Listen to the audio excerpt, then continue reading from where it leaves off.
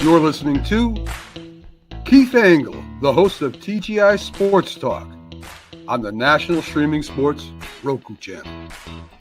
Football season is here, and SeatGeek is my go-to for buying tickets. Now, with SeatGeek, every single ticket is backed with their buyer guarantee. We've all had plans change, and when you can't make it to the big game, SeatGeek has you covered. They're the only ticketer that allows you to return your tickets ahead of the event for credit with SeatGeek swaps. So when things come up, I know that my tickets won't go to waste. So what are you waiting for? Download the SeatGeek app to maximize your possibilities and shop live events with confidence.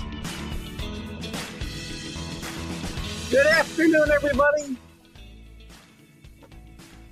Keith Engle here with TGI Sports Talk's College Football Huddle. How is everybody doing today? The day after Christmas. Hope you all had a good holiday. I had a great one myself. Lots of family, lots of laughs, lots of fun.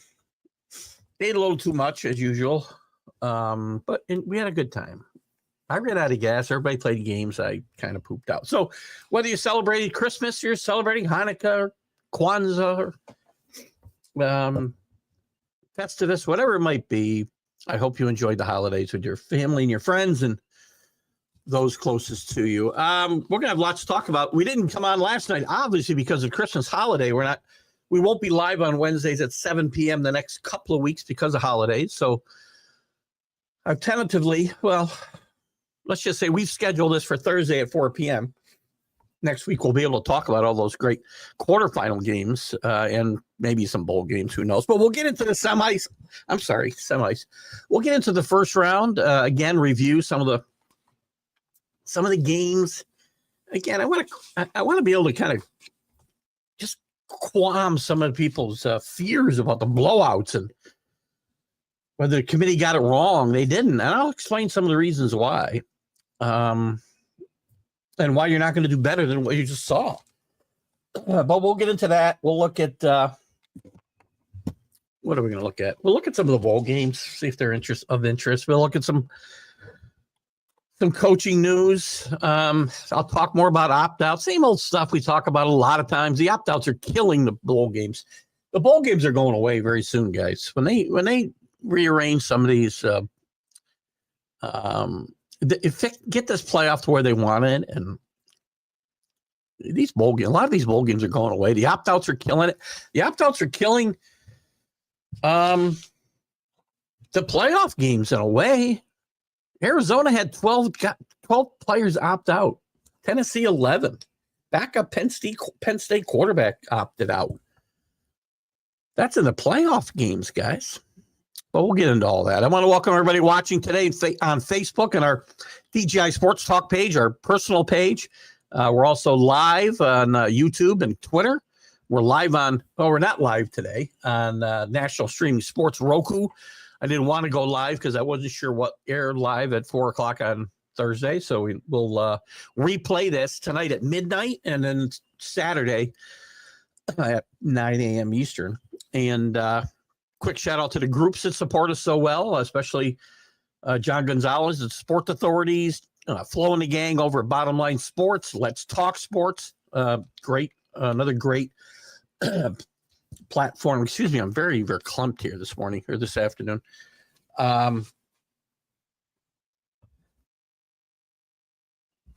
Sorry. Let's Talk Sports. Another great platform for our podcast, like National Streaming Sports. There's lots and lots of great content. Ken Krause at Golf Bud, Sports of All Sorts, and then many, many, many more. Quick shout out to Ralph Williams at RW Media. Ralph does some great stuff in Pittsburgh, specifically the Sports Corner with Smoke and Jim Frazier every Tuesday from 4 to 6 p.m. Eastern. We've been on that show several times, and we enjoy it. And Ralph's got some radio news coming up as well. And DDH thumbs up. And I want to just give a quick shout out tomorrow morning on two shout outs, I guess. My thanks to Jim Graziano, who is a former South Carolina power forward center back in the 70s under legendary Frank McGuire. He had some fun, interesting stories to tell about Frank McGuire and something other things about college basketball at that time and these times. And it was fun to rewatch that. And we'll have Don Beebe on tomorrow morning at 9, former Buffalo Bill wide receiver, part of 4 straight Super Bowl teams. We'll talk to him about why those teams may not have won. I still think if they won the first one and the kick went through, they may have won a couple or more of those Super Bowls. We'll talk to Don about that and also a successful coaching career on a college level at Aurora College. And Don will join me at 9 a.m. Eastern tomorrow. We're excited. All right, guys. I don't know how long we'll go today. We'll go as long as it's for different time and a different crowd. And, I'll talk to you about it more as we go through the spring. We may be looking to put some new times and days to some of our shows for some reasons I'm not willing to divulge right now. But I want to get it where we'll get the optimal audience, not lose our core audience like Rick, who's here right now, Paul Spada, who's here right now, Danny Fuller, who we don't see yet. Danny tunes in at all hours of the day, so who knows? But I want to get into the first thing I want to chat about is quarterfinals, right? Everybody's up in arms about the blowouts we had, and did the committee get it wrong by leaving out this team or that team? I won't mention Alabama's crying athletic director or Lane Kiffin, who I like, crying on Twitter. But I want to point something out. So we had a game. None of the games were even 2 touchdowns close. The Notre Dame, I guess, game was 2 scores close, but it wasn't that close, believe me. If you watched it, you know what I'm talking about. But something to keep in mind, if you think the committee gets this wrong, there's a part of this they've got exactly right. Nothing's going to change. I made some notes here I wanted to get into. Hold on one second. Let me find this. Oh, excuse me. Gosh. What you should know is, I believe, if I'm not mistaken, I'm trying to pull my notes up here. 21 out of 30 games in the 4-team playoff era, 21 of those games are decided by 14 or more points. Guys, that's semifinals and finals games only. This isn't new. This happens on all levels of playoffs. The NFL, who theoretically have a more objective way of doing this, they end up with blowouts in a lot of the early round games and even later round games. There's no way to predict what matchups will be close and competitive. You get what you get. Now, the second round games with the first and second seeds, Oregon and Georgia getting tougher games this weekend, or I'm sorry, next week, I should say, than do Texas and Arizona State. I think that can be addressed. There's a lot of reasons for this, by the way. The main reason for this is this format was put into place before we had the last wave of major realignment, before we had 16 and 18 team leagues. There was 5 power conferences. Texas and Oklahoma had not yet said they were going to the SEC. The Pac-12 teams had not yet said they were leaving for the Big Ten or the ACC or whatever it might be. And there was a 5th power conference. And that's what really led to this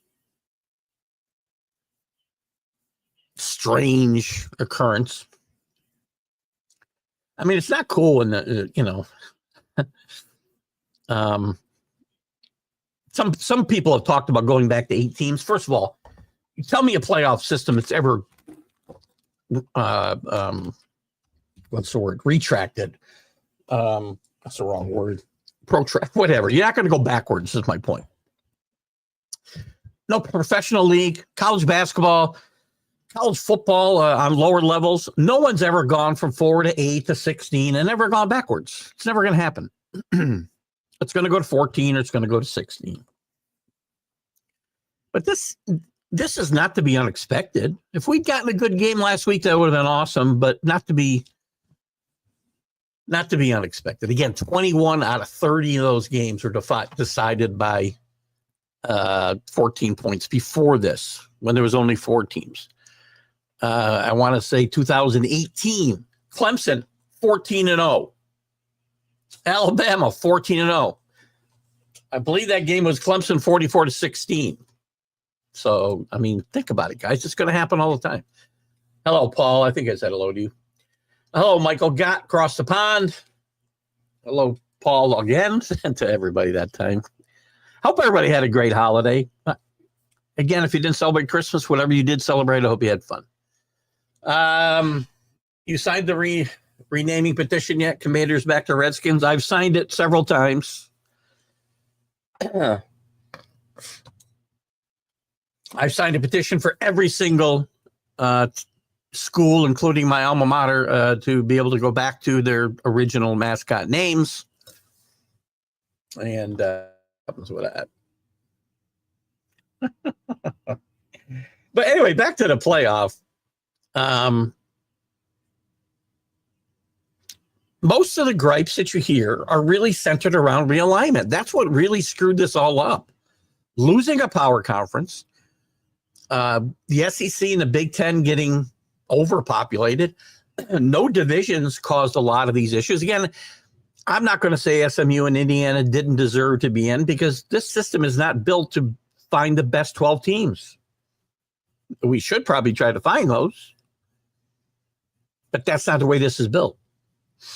And if we had divisions, some of this might have been eliminated. The Big Ten, if we still had divisions, Indiana in the East would have had to play Ohio State, which they lost to, and Penn State, and we would have had a much better idea how good they were.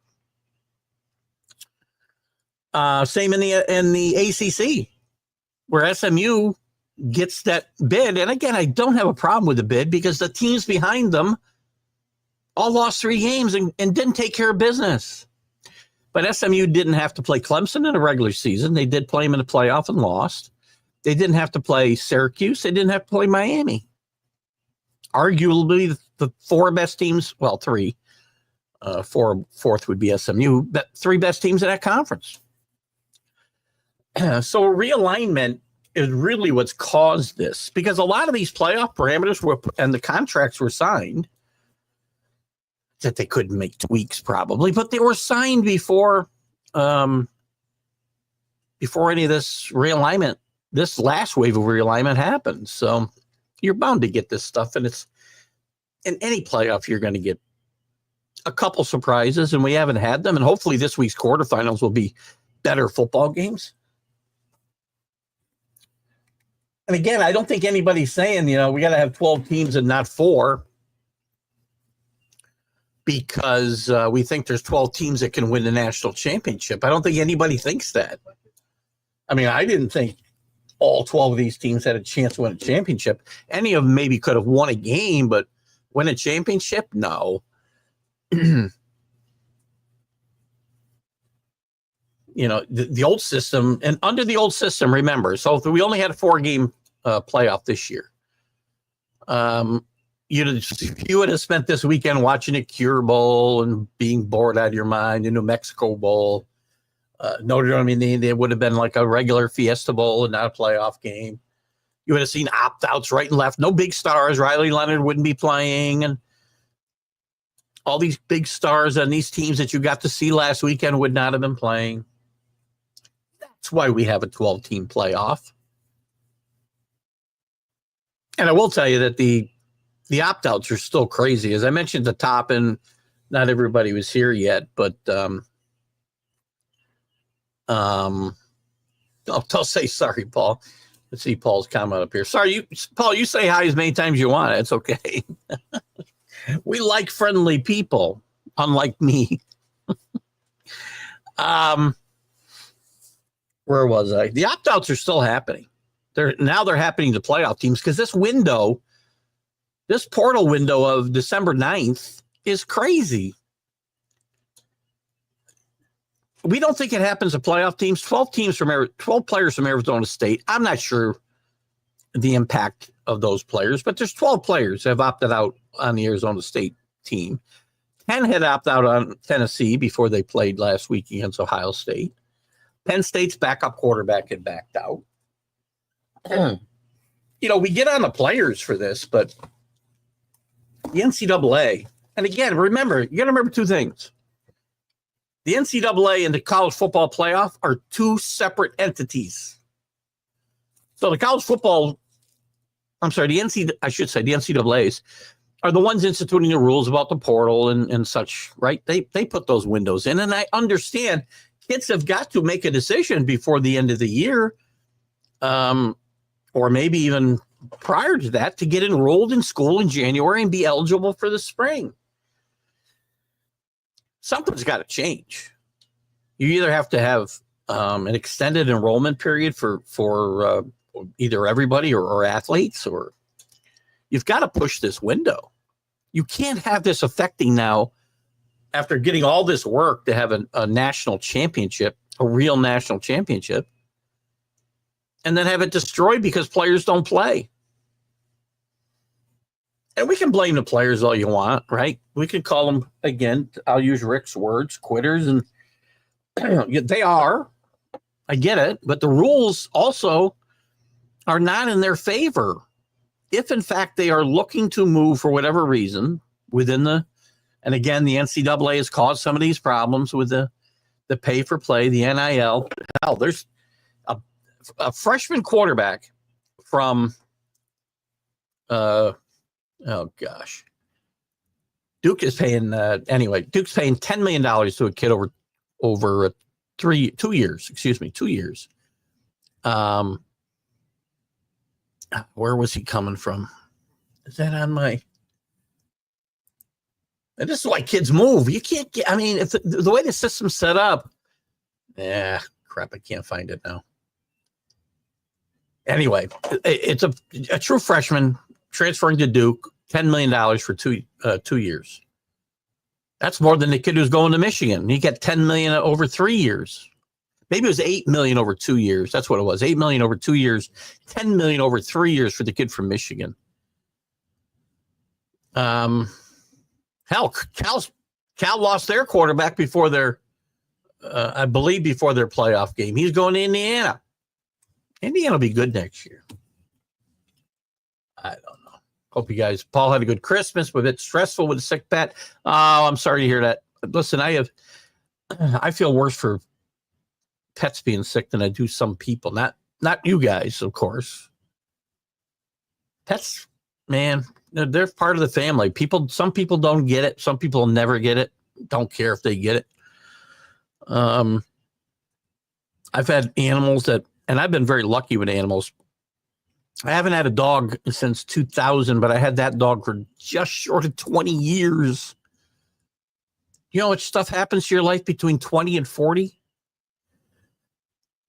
I'm down to we won't have any more animals when we're done here. We've just had 3 cats since I've been with my wife, and I had them coming into that relationship years ago, and we lost one about 3 years ago. She was 22.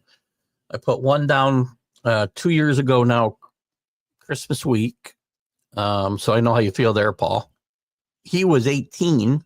And now I got one left, the neediest one of all, and she's 17. So I have a pretty good track record with length with animals, but this is going to be the last one. So I hope your pet gets better. Yes, Michael. Wait, there's too many bowls. I mean, first of all, we don't even know what the hell they are.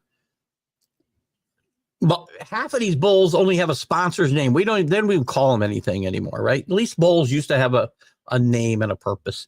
We could have better bowl games, by the way, and I think you'll see it soon, because right now they still have affiliations to leagues, and you end up with crappy matchups because Army can't go to a really good bowl game as the AAC winner because, I don't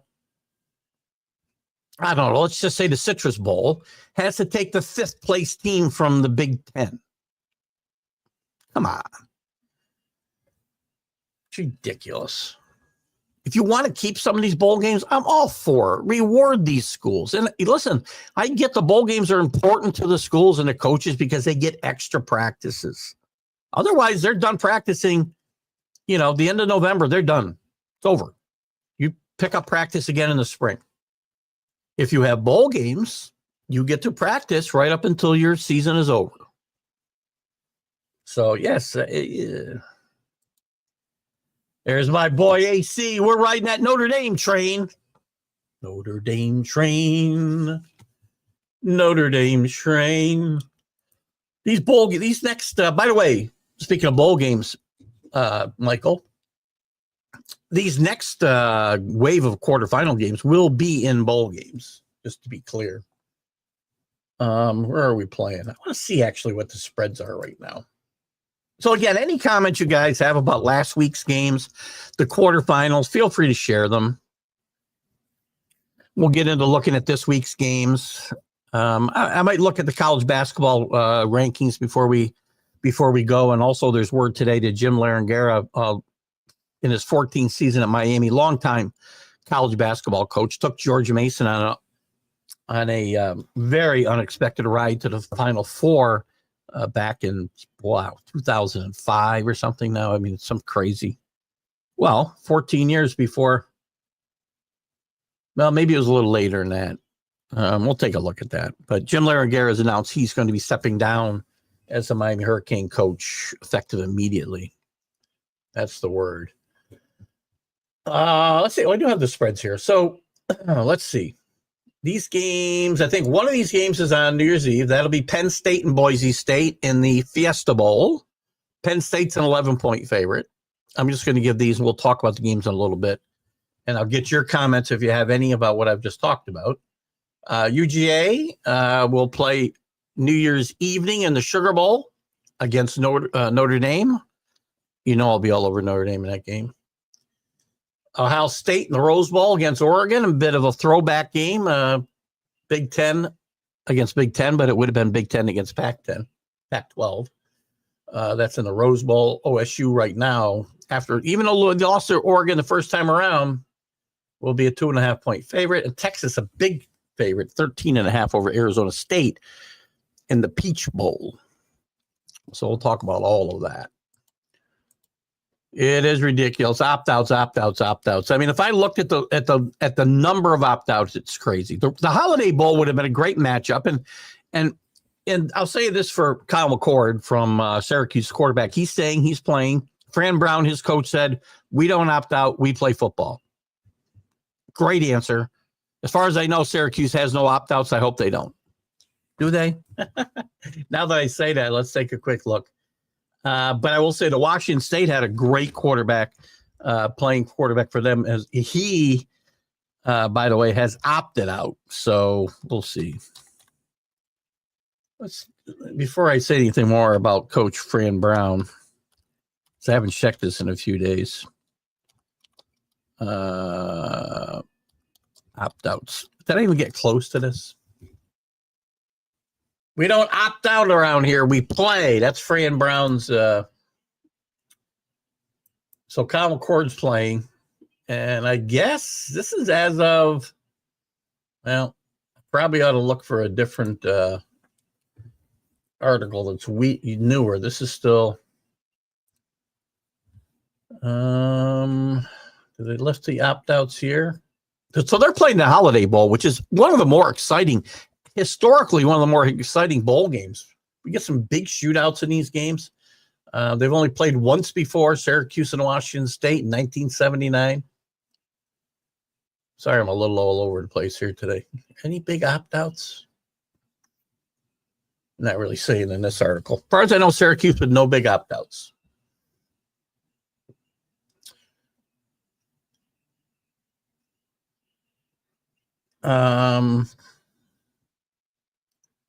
Yeah, it's John Mateer, by the way, is the guy who I believe John Mateer has already picked a school too, if I'm not mistaken. Help me out. There's so much movement. I can't tell if I don't have it right in front of me, but you would have had a great Holiday Bowl matchup with Syracuse and Washington State, two really good quarterbacks. Another topic we can talk about today and in weeks to come. This is a weak quarterback class. Everybody talks about Shedeur Sanders going first. The Giants, the Raiders. I was looking at the big board, 2025 from Pro Football. It's a PFF. It's what is this site? Hold on. This is a site that I like a lot, but I never know the exact name of the site. So I'm trying to help you out and help them out. Come on. Anyway, it's pff.com. The big board. These guys are really close in their selections. I'll tell you, they were the closest ones, I think, to having the quarterbacks ranked where they were last year. But they don't have a quarterback rated before. Come on. It'll come. Never mind. Let me get to some of your questions here about it. Did we welcome a new playoff system as a development process? First of all, we're locked into the system at least for another year. It'll get revisited. You could potentially see a addition of teams. You could see the SEC and the Big Ten demanding. That's what they're doing when that we've talked about 14 teams in the past. Demanding 4 automatic berths. At that point, I don't want to watch anymore. I'll be quite honest with you. Unless they're the top 14. If you want to find a way to get the top 12, the top 14, whatever, I'm all for it. But be clear that's what you're doing. But anyway, or the college ball being too fancy and trying to match the structure up with pro football by confusing it. Actually, they haven't tried to match it up with pro football, Michael, and they probably do better to do that. I mean, in pro football, you don't see the number 1 seed playing, but here's the problem. They seeded teams, and then because of the buys, the number 3 team is really the number 8 team. So instead of Oregon getting the worst team left, Oregon gets the best team left. So they're not really trying to make it. Well, they want to make it like pro football, and maybe they should. And I think they could easily do that, by the way, if they took again, I'll go down this system that gets me in so much trouble. I didn't come up with this idea. I just backed it. 16 teams. Every conference gets in. They're champion. No more championship games. Actually, Danny Fuller brought up the other day, let 32 teams in. Let 64. 64 is too many. 32 would be doable. But anyway, I don't even want to see that. Give me 16 teams, 10 conference champions. Do away with the conference championship games. I don't care. Regular season champions. No buys. 6 at-large berths. So you're going to get, if you listen, in those 10 conference winners, you're likely going to have 6 or 7 of the top 16 teams in the country anyway.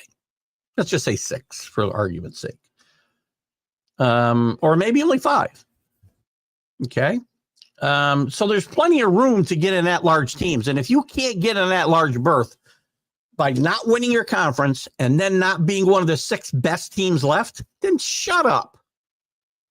Everybody just shut up. If your team didn't get in this year, you didn't take care of business. Alabama, Ole Miss, South Carolina, Miami, Hurricanes. Get this out of the way, Michael. The Hurricanes, where's my U? You didn't take care of business. You didn't deserve to be there.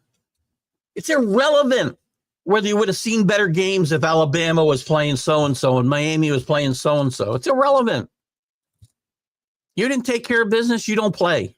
End of story. He turned the corner. He's getting better. That's good to hear. Puppy, a dog or a cat? I put in a bet for Duke to win it this year. I hope in basketball, AC, you've already lost your bet. Now, I know AC is on with me on the Notre Dame Fighting Irish. As you know, I've got a $7,000 windfall coming my way should the Irish find a way to win 3 more games. Cost me $100 to win that $7,000. Well, I haven't won anything. I'm probably not going to win anything. Put down just 12, about 55, 11 to bet 5. Oh, I see. 11 to 1 odds. So 1,100 on 100. That's not bad on Duke, quite frankly. That's similar to what I was looking for. I got 2,500 or 25-1 on Notre Dame for the football championship. AC's got Duke 11-1 to win it all in basketball. Rick says it shows a difference. Good afternoon, Rick Sherlock, by the way. Shows a difference coach makes, unlike FSU, although I'm often playing devil's advocate. They quit on the coach and teammates. Does it make a difference, Rick? I mean, Kirby Smart had some guys opt out. Let me see if I can find out.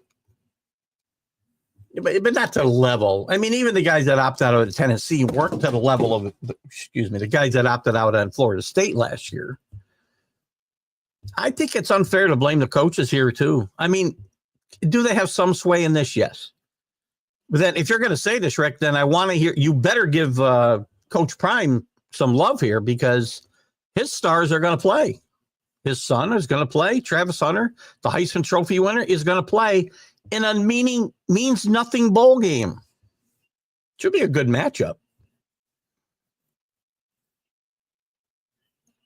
But I think, again, and I don't disagree. I mean, but again, two things you have to do.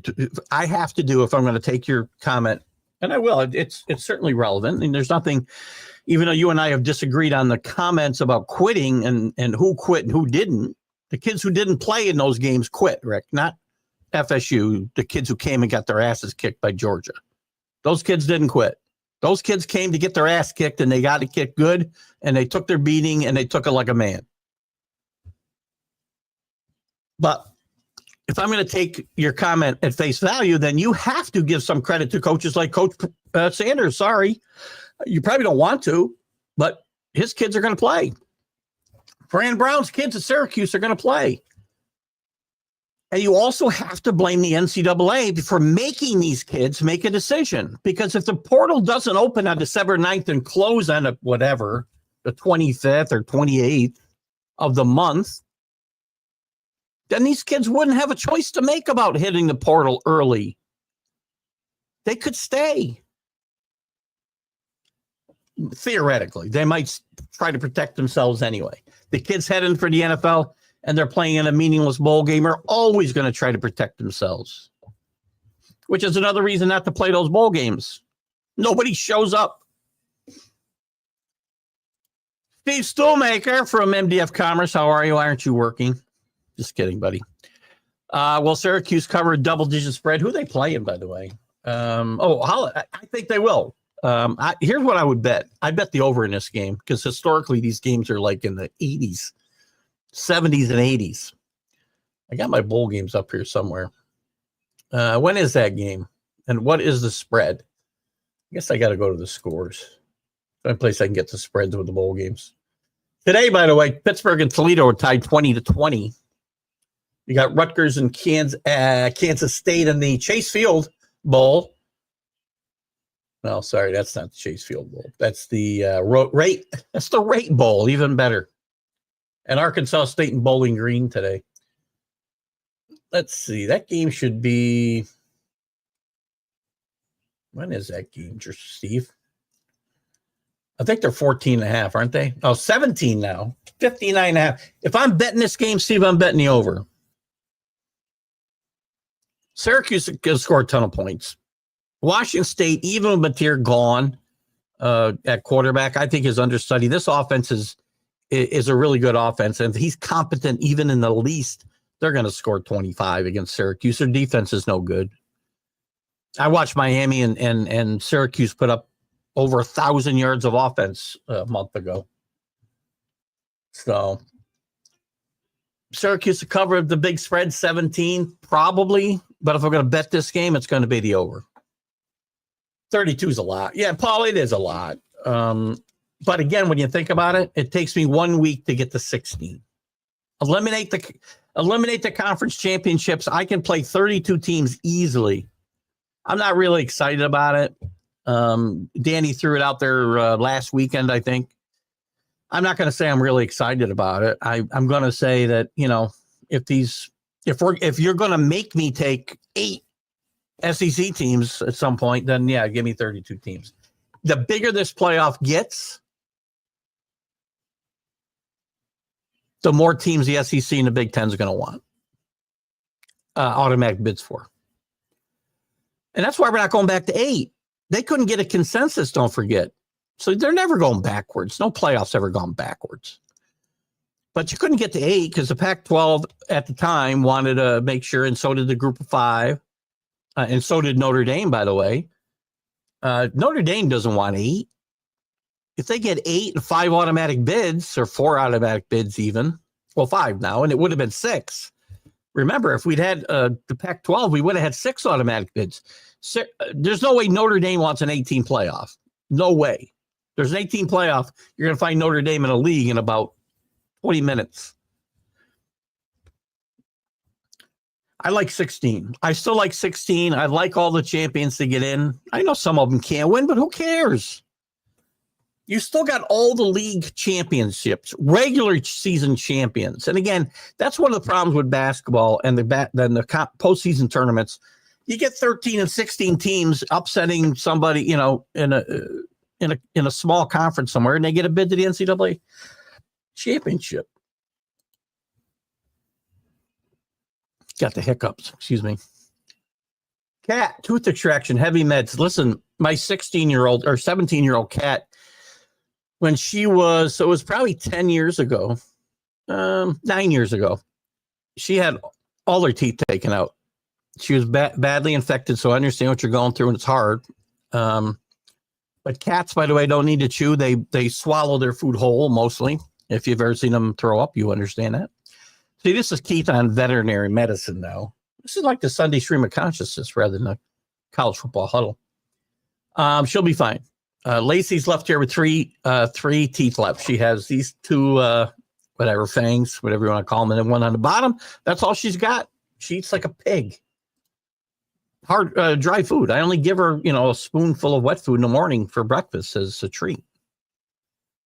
AC, careful how you speak up. You'll get sued by Basement Bob. I've been threatened with a lawsuit several times by Basement Bob for advocating the 16-team playoff that he wrote and his mom read, a book he wrote, and his mom read it. They read it together, I think, in his mom's basement where he lives. I like your 16-team format as long as we get more in-conference games. Yeah, we talked about this the other day, right? And those are 2 different topics, though, right? Scheduling is still, it's very hard if you're going to have 16 and 18 team leagues and no divisions to make sure that these teams play equal schedules. AC, it's going to be impossible. Again, realignment has screwed this all up. If we were before the playoff was put into place, and most of the conferences were 12 teams with 2 divisions. You didn't play everybody then either, by the way. There were teams you played every 3 years or whatever, every 2 years, whatever it might be. But you played everybody in your division.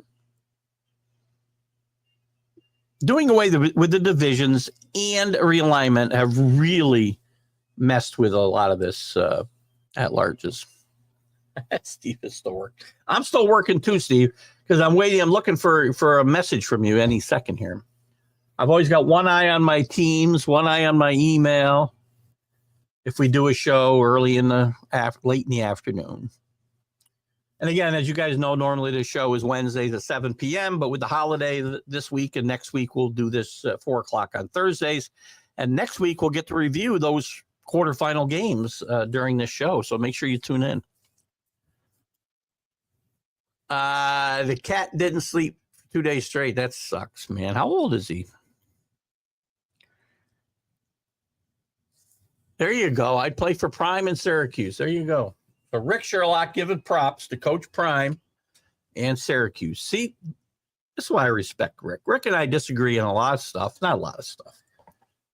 Handful of stuff. Actually, mostly the quitter stuff is maybe the only thing we strongly disagree with.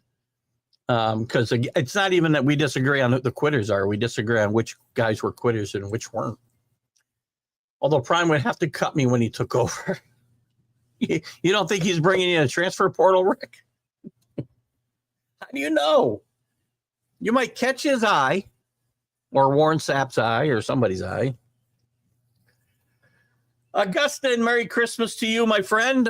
Congrats to your Oregon Ducks. Well, congrats on them being the number 1 seed. I don't know if we've seen you since the the playoff brackets were announced, but your team will play, unluckily for them, the third best, maybe the second best team in this bracket, but the third seeded team, but ninth in the brackets. Again, back to Michael Gott's comments. Michael, the one of the big problems with confusion is because first they rank the teams, then they seed the teams. You can't do both. If you rank them, then put them in that order in the bracket. Forget the buys for the conference winners. If you want to keep this 12-team format, it would still be fair, but you have to rank them 1 through 12 and then put them in the brackets as such. And the top 4 teams get the bye. You got to do away with the conferences getting the buys if you're going to keep this 12-team format. And I don't believe they can tweak it for next year. Contractually, they're locked in until 2026. But hello, Augustine. Good luck. You're ready. The team's a 2.5-point favorite in the Rose Bowl. Or is it at the Rose Bowl? I guess it's both, right? On January 1st. Yes, 5 o'clock. Rose Bowl still managed so far to keep that January. And this was very important. And one of the things that held up a playoff for so long was the Rose Bowl, mainly the Rose Bowl, trying to keep. Or is he? Hang on a second. Sorry, I had to laugh at a team's message just to show Steve I'm paying attention to what he's doing. What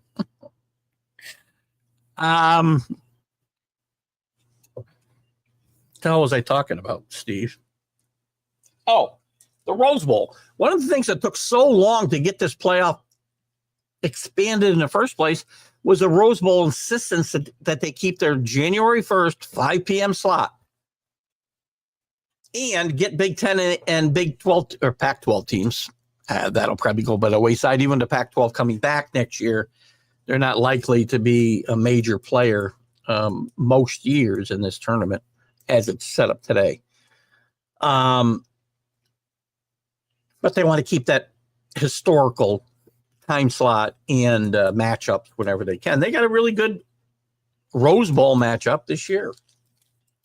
So good luck to your Ducks. What are hiccups? Hiccups when you go when you catch your breath is. It's like skipping your breath. I don't know what the clinical thing is. I'm a veterinarian. AC. I'm not a medical person, doctor. I'm just kidding. Neither.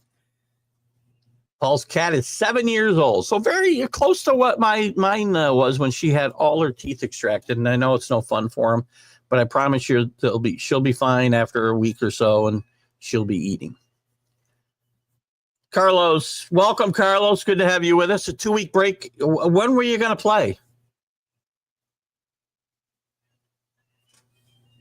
The only week they had off was a week that is historically a bye week, and only Army Navy plays that day. Standalone. That's where the break was. You're gonna play these bowl games and then take away the significance of Army Navy? We can't do that. If you're a college football fan, you don't think Army Navy deserves their spotlight, then that's not really clear thinking. So they had really 1 week. It's a 1 week off. It's not a 2-week break. It's a 1 week break. Well, I'm sorry. If you count the conference, then do away with the conference championship games, as I said, and we can do away with that other week. So you're right. Some teams had a 2-week break. How many teams really had a 2-week break, though? When you think about it, only the bye teams. So you're saying that you think that cost them? Clemson didn't have a bye at all. They played. They had a 1 week bye. Tennessee had a 2-week bye. SMU didn't. They had a 1-week bye. Indiana had a 2-week bye. You know what? These blowouts were going to happen no matter what. Carlos, you weren't here at the very beginning. 21 of 34 in the 14 playoff era. 21 out of 30 games were 2 or more touchdown finals scores. These blowouts are always going to happen. The committee's job isn't to put the best matchups, competitive matchups together. They didn't do a good job. They don't do a good job because of one thing. It's the whole rankings versus seedings things. It needs to be one thing. Rank them 1 through 12, and that's the bracket. Top 4 get the buys. If you got to have buys, that's the only way to do it. This doesn't come out fair. And by the way, it used to have a month's break, 4 or 5 week break for the championships, even longer. Actually, no matter, even in the bowl system, so when you had the voters choosing national champions, there was 4 or 5 week bye. When we had 4 teams, it was a 4 or 5 week bye because they didn't play the semifinals. So this coming weekend or week, which would have been No Year's Day, and New Year's Eve. So this is not new. Rose Bowl. What'd I say? Go Oregon. We got a lot of Oregon people around here today. Big Ten next year again, same. The cat's name is Cash. Great name for a cat. You can do the Holiday Inn Express commercial dollars. I'm not a veterinarian or a hiccup. I'm not a hiccup doctor, AC, but I did stay at a Holiday Inn Express last night. Where's the money? Now I want money, Rick. You're right. Once I mention these guys, I need money. Where's Stoolmaker? Stoolmaker's not going to comment again now because I said he should be working. Merry Christmas from Augustine to Carlos. Believe the results were fine, but complete blowouts maybe not. Again, it's not unusual. There is impossible. You see it in the NFL, you see it in Major League Baseball, you see it in the NBA. There are blowouts, especially early in playoff rounds. A lot of times you'd see upsets in the NCAA tournament. You do see some upsets, but you see more blowouts than you see upsets. The system isn't designed to see competitive football. It's designed to find a national championship, and nobody says all 12 teams have a chance. Again, to my point, to your point, Carlos, the result of the blowouts is nothing new. It's nothing new.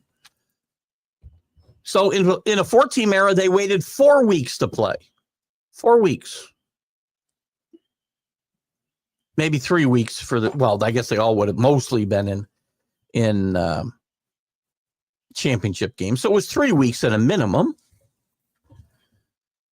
So again, to me, that's irrelevant. And again, 21 out of 30 games in the 4-team era were blowouts. If you determine 2 touchdowns or more, a blowout. These weren't competitive games. I'm not trying to stick up for these games. They stunk. I'm not surprised. I think you'll see much better results. I'm not sure that you'll see a blowout in any of these games coming up next week. Well, the games could have been closer, Carlos, if the teams played better and the coaches played better. You got guys like, I was writing down, and I talked about this on the Sunday Stream of Consciousness.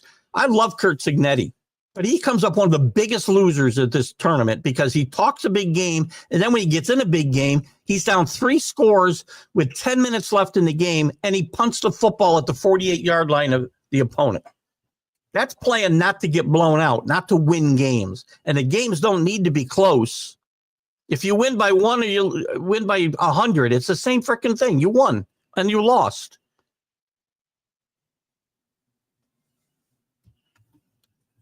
And what advantage did the teams that won have? Ohio State didn't play, and he didn't have a shorter length between games than Tennessee. Texas didn't have a longer length between games than Clemson. Penn State did have an extra week off from SMU, and Notre Dame and Indiana had the same amount of time off. So everybody's playing on a level playing field except one game.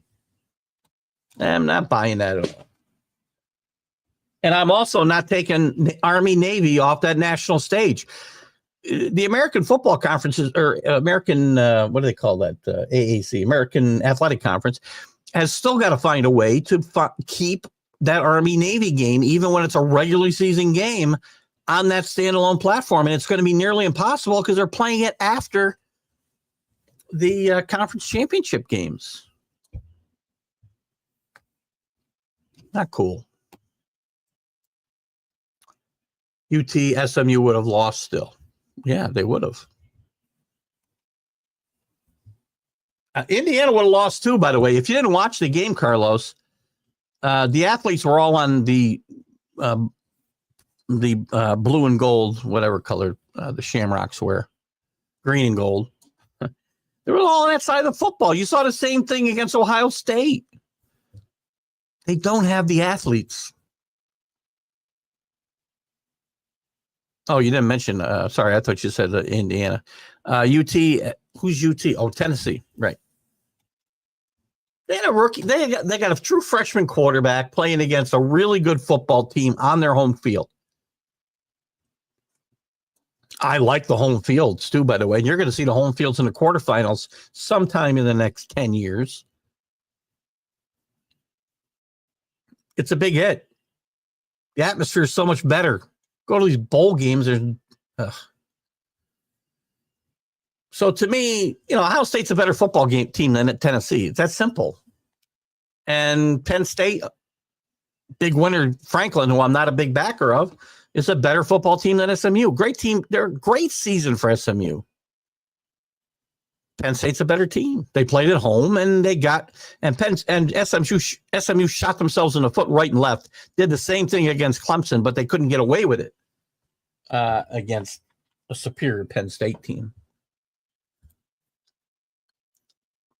Happy holidays to you, Carlos. You wanted Tennessee to win, for we know why. I thought Tennessee had a puncher's chance in that game. I bet Ohio State. I had 3 out of 4. I only bet SMU as a loser last week. Point-wise. Tennessee had a chance to win that game. Ohio State came in, and they did the one thing they had to do, and that was not let that game and the crowd get away from them or on them early. They took control early, and that was a big difference. Tennessee were to come out and jump ahead 10-0 in that game, the crowd would have got ugly, and that Ohio State team may have played a totally different game. May have, whatever. If my aunt had different equipment, she'd be my uncle. So I'm just saying. I saw that on Sunday. I missed the stream. Don't miss the stream. There's a lot of important information that comes out of there, Carlos. Okay, Paul. Good luck to the kitty cat. Tell Cash good luck. We'll see you guys. We'll go a little bit longer. I'm not going to stay a long time today. Maybe I go the whole hour and a half. It's an hour and a half show I do, right? On Wednesday nights. It's very weird for me to be doing this show this time of day and on this day at all. We've talked about this in the past. These games become more about money, not competition. It's all about money. Again, you do realize that this college football tournament, which is run by a totally different organization than the NCAA, is paid for by ESPN. But they want they want good teams, and they want names. This is why people were thinking Alabama would get a leg up and whatnot. People want to see a mix of underdogs and favorites and name programs, right? It is about money. It's never been about anything but money. But at the end of the day, you need to have a reasonable championship, and I think you'll have that. And I'm okay with these first-round blowouts. I really am. So how much worse? And again, my argument about the 16-team playoff that Baseman Bob wants to sue my ass for is that you should give deserving champions a shot to play in the playoff. And the argument back to me was always, they'll get blown out. Are they going to do worse than 42-17. And, theoretically, Tennessee was the 6th best team in the country. They got beat by 25. Right? Is Liberty going to go in there and get beat any worse? Maybe, but who cares? At this point, who cares? Give teams a carrot here. And if you're any good, you're still going to end up in the top 4 anyway, at the end of the day. It was very easy, right? Indiana, and in fact, Indiana, and SMU to a lesser extent to me, but Indiana stood out, which is why I still like Notre Dame's chances a lot. There are a ton of athletes on that team, and I know how good Georgia is. I've talked, and Rick, you know this. I've talked that team up, Georgia, I thought they'd win 3 in a row last year. I don't think they're nearly as good as they were even last year, much less their 2 championship years. But they're still loaded with talent and 5 stars, 4 and 5 stars. Notre Dame matches up a lot better this year than they would have in any previous year. And I'm not saying they could have beat these Georgia teams, maybe in last year's team, with Sam Hartman at quarterback. Riley Leonard's playing as good as any quarterback in the country right now. And I said he would at the beginning of the season. And early in the season, Marcus Freeman and the offensive staff did not know how to use him. They do now. And he's a confident, athletic quarterback who is dangerous. But Georgia's a wounded animal, too. And wounded animals are dangerous as well. It's going to be a lot of fun. I'll give you my picks here in a minute. Oh, what do you got here, Carlos? Penn State, Notre Dame, Buckeyes superior by far. By far. And Texas was superior over Clemson. That game was really never in doubt in my mind in the second half. Clemson gave them a game. It was a 14-point final. I never felt like Clemson was going to win that game at any point in time. A championship review. What do you want to do? I'm going to give you my picks this week. And by the way, I picked Oregon and Notre Dame to be in the final and Notre Dame to win. So I'm still alive here. And I have all my final 4 teams alive because I have Texas beating Arizona this week. Whether they cover the 13.5 is a different story. I might like the over in this game as well.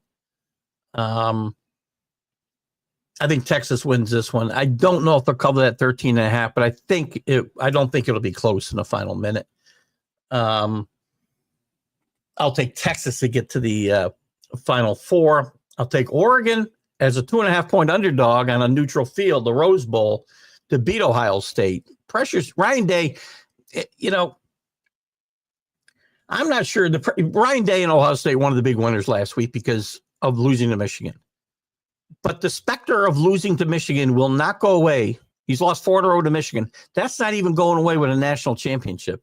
So the pressure for him to actually win a national championship is humongous. And no coach in the country, in my mind, coaches tighter in a tight game than Ryan Day. I can feel him puckering up, and I can feel his team feeding off that. That's why they play small and in big spots.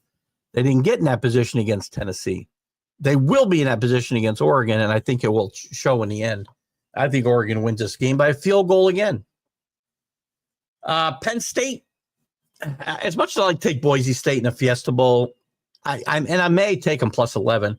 Giante is a great running back, but Penn State is going to have, as Carlos talked about, more 5 stars than Boise, and that's really what's going to come down to in this game, I think. Again, Penn State with a really unfair advantage when you look at the brackets compared to Oregon and Georgia. But I'll take Penn State to get to the Final Four here as well.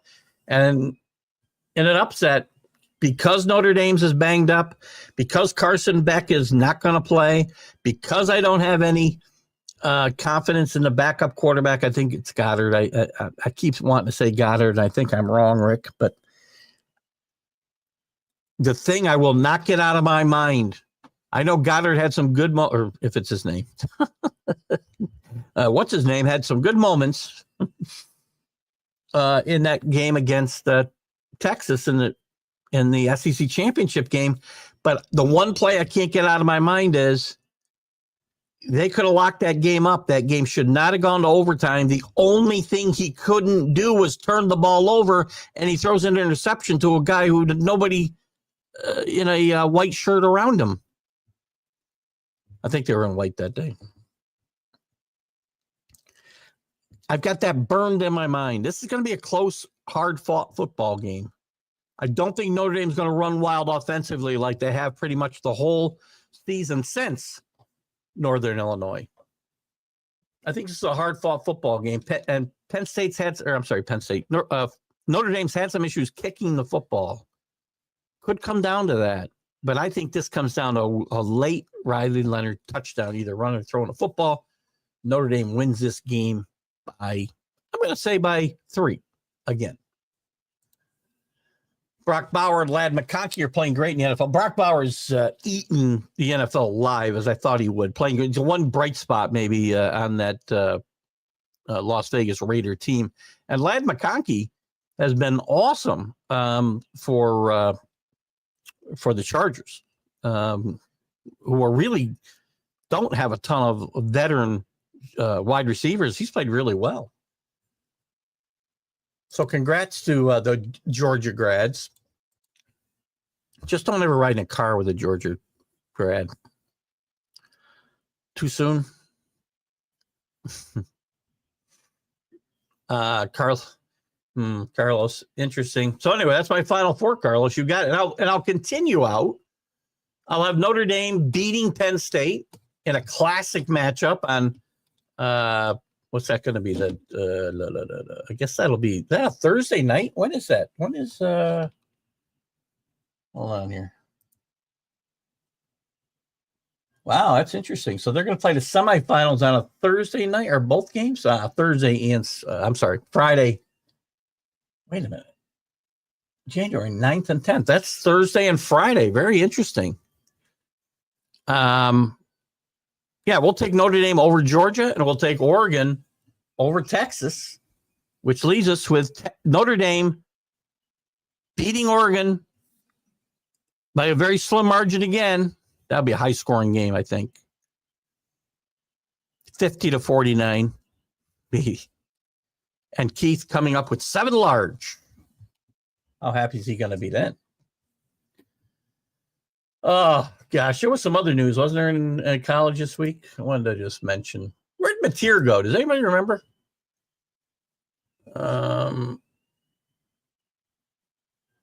College football viewership topped by NFL games this week. So the college football playoff was topped by the not great. Well, they were good. Yeah, they were good games for the NFL. Beck is absolutely done for the season with elbow surgery, as we talked about. Cal's very good quarterback Mendoza is going to go to Indiana, as I said earlier. Some of the other news around college football, or some of the other things we talk about. We talk about on campus. I don't care about that. I'm just looking at some of the questions in the question box.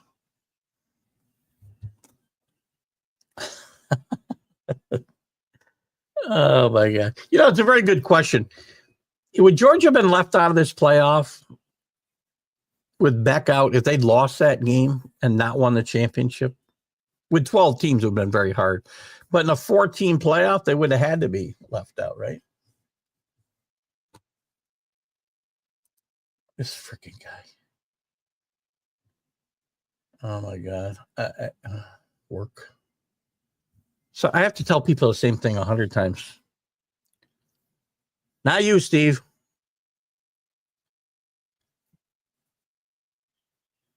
Texas Tech dominating the transfer portal. I don't know. We have to look at the end of the day. I can't look at the transfer portal until the season's over. I really can't. Some other questions. First round home teams should split the ticket allocation 50-50 and allow visiting teams, fan base, an opportunity to see their team play. That'd be a bowl game. What's the point of giving somebody home field advantage and then not let them have their sand show up? Stupid. That's none of you guys, by the way. This is offline. I don't care about that question. Again, this is irrelevant. Would Alabama have given Penn State or Notre Dame a better game than SMU or Indiana? Maybe. But they didn't even beat Tennessee, who got killed by Ohio State. So why would we think they'd give Notre Dame or Penn State a better game than SMU or Indiana? And maybe they would have, but it's irrelevant. They didn't get in. They didn't take care of business. They didn't deserve to be in. Now, if we're picking the 12 best teams in the country, then they deserve to be in. But that's not what this committee's job is. So anyway, are there any other bowl games you guys are interested in, by the way? I mean, I talked about one. I'm having trouble getting excited about bowl games. I don't know that I've watched a bowl game yet. Maybe I have. Oh, God. Let's look at what's being played right now. We already talked about today's games. Were there any interesting games up until now? By the way, Pittsburgh's now pulled ahead by 10, 30-20 over Toledo. I'm looking at some of these other games. Unwatchable. James Madison, interesting game over Western Kentucky. These are all playoff games. Florida routes Tulane. Again, a bunch of transfers. Pulling your quarterback. That's a playoff game. Well, the FCC championship was actually an exciting game. The semifinals again. Actually, both games I thought were good football games last week, but those aren't real bowl games that I'm talking about. North Dakota State beat South Dakota State by 7, and Montana beat South Dakota 31-20 or 31-17. Northern Illinois, who didn't have a great season outside of beating Notre Dame, wins their bowl game over Fresno State. And outgoing coach Jeff Tedford. South Florida in a very close game against Coach Ken and San Jose State. It was a fun game, overtime, 14-12. 14-12 was the overtime score, so it went quite. That's got to be 1, 2. That's got to be a bunch of overtimes, by the way. Doesn't tell me how many. We got an interesting game coming up on Friday. Oklahoma against Navy, I think, is an interesting matchup. I like Navy in that game. Georgia Tech and Vanderbilt. I'll take Vanderbilt. Again, not knowing all the opt-outs, it's impossible to keep up. Texas Tech, I'm going to take Texas Tech over Arkansas. Syracuse over Washington. USC, Texas A&M over USC. I'm not sure how interested Miami is going to be. I think Iowa State beats Miami. North Carolina, with their new coach, Bill Belichick, watching somewhere from a skybox, will play UConn. We should, if they don't beat UConn was 8-4 under Jim Mora, but they don't play anybody. I'll take North Carolina in this game, wanting to impress their new head coach. Nebraska, Boston College. I'll take Matt Rule in a very disappointing season for Nebraska. Only 6-6 to beat Bill O'Brien and Boston College. TCU over Louisiana, I'll take. Miami of Ohio over Colorado State. NC State over East Carolina. East Carolina's been playing really good football, though. Colorado over BYU. Interesting you get a league matchup here, but we'll get BYU and Colorado on when is that? I think that's is that New Year's Day? Oh no, that's Saturday. A lot of games Saturday. And Army will play Louisiana Tech. They were supposed to play Marshall. Marshall's coach leaves, and so did a bunch of kids. They could not field the team. On Monday, we get Iowa and Missouri. I'm going to take Missouri in that game. A disappointing season for them, but we know Kirk Ferentz offenses are stuck in the 60s.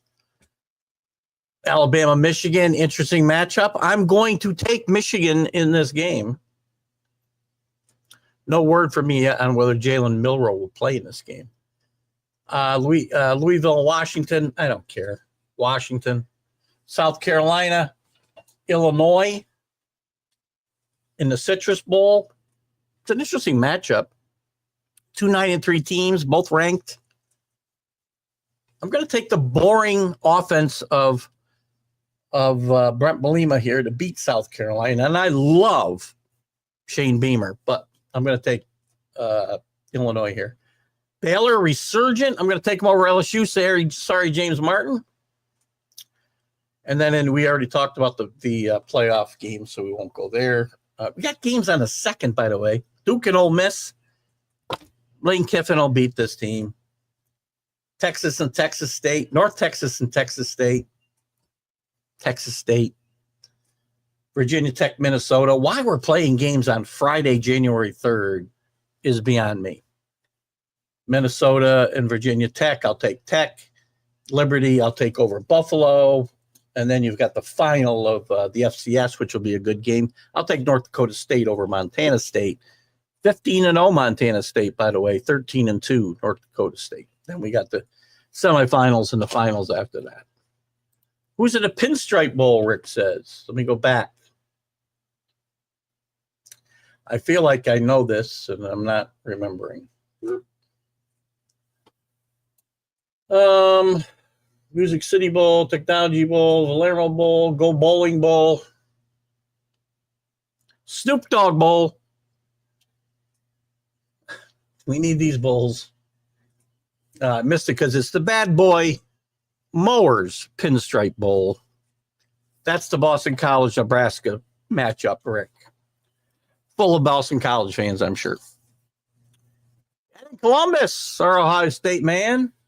Shout out to the Tennessee Hillbillies who volunteered their time and money in Columbus and left during the third quarter. And welcome, my friend. Congratulations on your Buckeyes. And, I'll tell you what, in my mind, we talk a lot about Oregon getting screwed by getting Ohio State in the second round. Ohio State gets screwed as well because, to me, and again, Georgia fans like Rick can put up an argument about whether who's 2 or 3. But to me, Ohio State's the second best team in the country. And those two teams shouldn't be able to meet until the final. So Ohio State gets screwed in this matchup as well. While Penn State and Penn State and Arizona State get easier games than, say, or maybe it's, what was it? No, the only team that's really got a really cakewalk here in my mind might be Penn State. And that's to take nothing away from Boise State. But I would say Texas too. I mean, Arizona State and Boise have both had great seasons. But who do you want to play at this point in the season? Boise State or Arizona State? Or Ohio State or Notre Dame? Bad juju. Any other news I didn't touch on here? I'm just going to go into basketball real briefly, I think, before we wrap it up. It's 5:13. I should wrap this up. Check on work and then go relax for a little bit. I am tired, man. I am dog tired. We'll talk more about these transfer portals, man. These quarterbacks are getting outrageous money. We've already seen 2 quarterbacks promised $8 to $10 million to transfer over multiple years. Now, they got to stay there to get paid, I'm assuming. Scary. I don't know where it all ends. I have no idea. I said earlier about college basketball, Jim Larraguerra's going to step down immediately from Miami. Classy coach, a guy I always liked, even at James Mason when he was a great actor, James Mason. George Mason, he led them to a Final Four. I want to say, let me just open up this article. I can probably tell you. It looks a lot like Jim Boeheim these days, by the way. He turned 75. Miami's off to a horrible start. He got Miami to a regional final here a few years ago as well. I'm in a Final Four in 2023, I should say. And he also took George Mason. I'm looking for the year he took George Mason to the final. Last year, they only went 15-17. They're off to a bad start this year. And he is exhausted. So I think you've seen the last of 2006 at 6 as an 11 seed. He led George Mason to the Final Four. He'll be stepping down effective immediately. As we look at the polls for the college basketballs, we start to transition just a little bit. Hang on, Ed's got a comment here about football. Buckeyes' big win over Kentucky in hoops. There you go. Ohio State owns the SEC. Kentucky's really rebounded until that loss anyway. They dropped 6 spots this week, but Mark Pope has really injected some energy into that program, and Kentucky is back amongst the best programs in the country. Nice win for Ohio State, as Ed says, in basketball. Ohio State has been, how shall we say, not terribly good the last few years in hoops. Ohio State owns the SEC. They own them this week, that's for sure. Tennessee, speaking of the SEC, Tennessee and Auburn remain on the top of the both polls and the only teams to get number 1 votes. Tennessee 41, Auburn 21. Iowa State is 3. Duke, Alabama, Florida, Kansas, Marquette, and Oregon all move up 1 spot, and that's the top 9. Kentucky fell 6 spots to the 10th poll. UConn fighting their way back, almost fell out of the top 25 with a 3-game losing streak out in Hawaii. Ready to ship a little bit. They're back to 11. Oklahoma 12-0 is up 2 spots to 12. Texas A&M and Gonzaga. Gonzaga is going to be great as long as Mark Few is there. People don't give Mark Few enough credit. He does a great job there. Houston and great coach. Speaking of great coaches, Coach Sampson has them 8-3 this year. They'll gel. This team will be good come tournament time, I'm sure. They're at 13. Ole Miss at 16. Cincinnati 10-1 out in the Big 12. No conference play yet. We'll look at the standings and stuff as we get into the new year and into January when we have some conference play. We'll start talking more about basketball and as football steps aside as we head towards the end of January.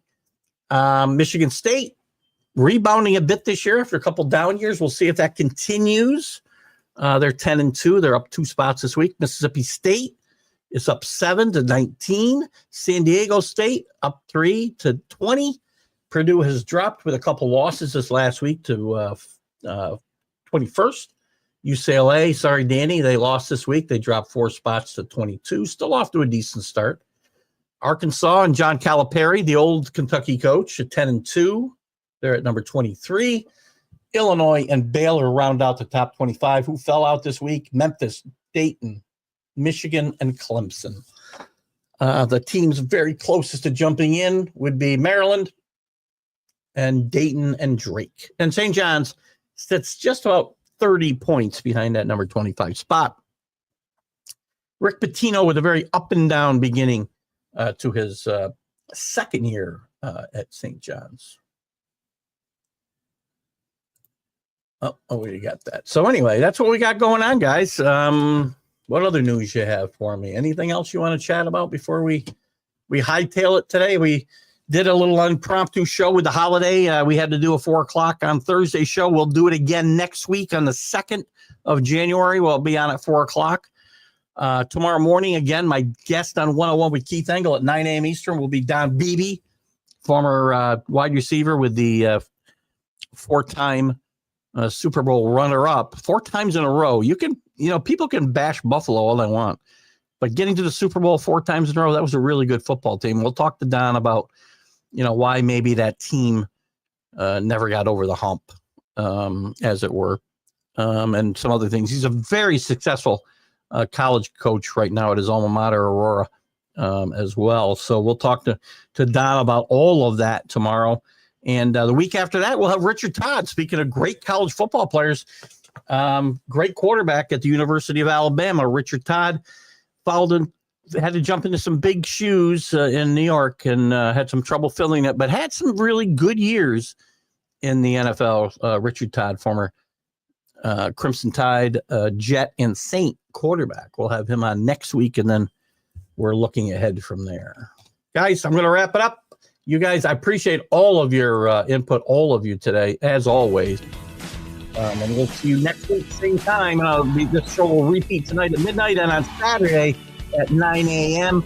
We'll see you next week, and we'll be talking about the teams that are in the semifinals in college football next week. Don't miss it. Keith Engle, TGI Sports Talks College Sports Huddle. Bye-bye. Football season is here, and SeatGeek is my go-to for buying tickets. Now with SeatGeek, every single ticket is backed with their buyer guarantee. We've all had plans change, and when you can't make it to the big game, SeatGeek has you covered. They're the only ticketer that allows you to return your tickets ahead of the event for credit with SeatGeek swaps. So when things come up, I know that my tickets won't go to waste. So what are you waiting for? Download the SeatGeek app to maximize your possibilities and shop live events with confidence.